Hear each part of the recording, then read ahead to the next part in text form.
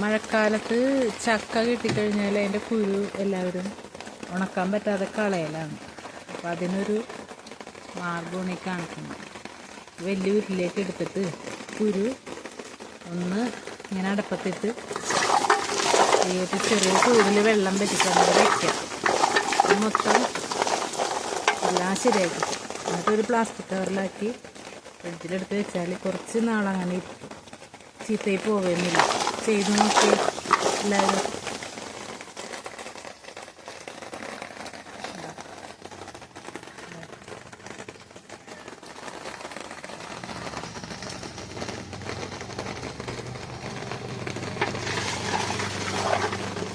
കുറച്ചധികം കുരുവൊക്കെ കിട്ടുമ്പോൾ ഇങ്ങനെയൊക്കെ ചെയ്ത് ഉണക്കി വെക്കും.